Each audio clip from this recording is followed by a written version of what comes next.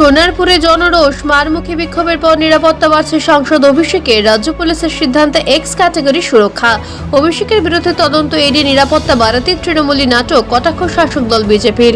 যদিও ঘটনায় দায় পুরোটাই বিজেপির উপর চাপিয়ে দিয়েছে রাজ্যের পূর্বতন শাসক দল তৃণমূল কংগ্রেস। আসবো বিস্তারিত খবরে।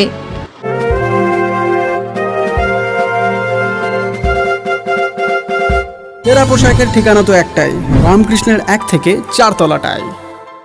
উত্তর বজবজে রাত্রিবাস করার সমস্যার সমাধানে অত্যন্ত সুলভে ঘর আর অ্যাটাচ বাথরুম সহ ঘোষবিলা।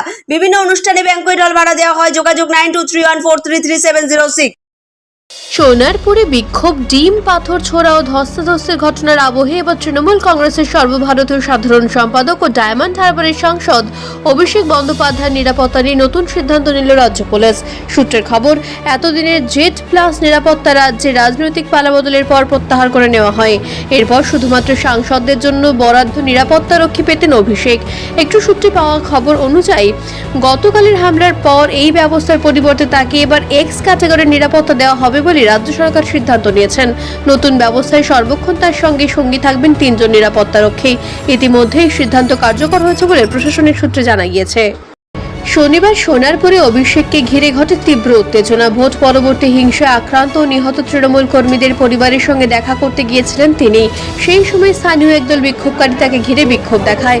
পরিস্থিতি দ্রুত উত্তপ্ত হয়ে ওঠে। অভিযোগ, তার উদ্দেশ্যে ডিম, পাথর, এমনকি জুতোও ছোড়া হয়। ধস্তাধস্তির ঘটনাও ঘটে। নিরাপত্তা কর্মী ও পুলিশ তাকে কোনো ক্রমে ঘিরে এলাকা থেকে সরিয়ে নিয়ে যায়। ঘটনার পর অভিষেক অভিযোগ করেন হামলাটি বিজেপির পূর্ব পরিকল্পিত এবং রাজনৈতিক উদ্দেশ্য প্রণোদিত। তার দাবি, পরিস্থিতি এমন ছিল যে প্রাণনাশের আশঙ্কাও তৈরি হয়েছিল। অন্যদিকে শাসক দলের দাবি, এটি ছিল সাধারণ মানুষের ক্ষোভের বহিঃপ্রকাশ। বরং ছেড়ে দেওয়া নিরাপত্তা কৌশলে বাড়িয়ে নেওয়ার জন্য এটাকে অভিষেকের আদ্যন্ত নাটক বলে কটাক্ষ করেছে বিজেপি। প্রসঙ্গত, বিক্ষোভকারীদের হাতে হেনস্থার পর এদিন 2টি বেসরকারি হাসপাতালে চিকিৎসার্থে নিয়ে যাওয়া হয় বিধ্বস্ত সাংসদকে। ঘটনাস্থলে ছিলেন প্রাক্তন মুখ্যমন্ত্রী মমতা বন্দ্যোপাধ্যায়ও। ভাইপোর চিকিৎসায় গাফিলতির অভিযোগ তুলে সরব হন নেত্রীও। সোনারপুরে যে ঘটনা ঘটেছে, এটা নিয়ে আশ্চর্য কিছু নেই। মানুষ একজন সাংসদের কাছে যে কেন এই জবাবদিহি চাইছে, তার কারণ খুঁজে দেখা অবশ্যই দরকার আছে। আজকে দীর্ঘদিন ধরে যে অত্যাচার বঞ্চনার শিকার হয়েছে সাধারণ মানুষ তো তার উত্তর চাইবেই, এবং এটা দিতেই হবে। জনগণের আদালতের কাছে উত্তর দিতেই হবে অভিষেক ব্যানার্জিকে, যে কী জন্য মানুষ তার কাছে জবাবদিহি চাইছে। আবেগ, সহানুভূতি, হাসপাতাল, এইসব দিয়ে আসল সমস্যা ঢেকে রাখা যায় না।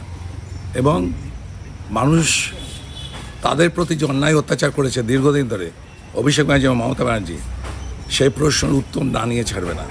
তার জন্য এদের প্রস্তুত থাকতে হবে। নেপথ্য ভাষ্যে ডোনা জানার সঙ্গে সোনারপুর ও ভবানী ভবন থেকে ব্যুরো রিপোর্ট, বার্তা এখন।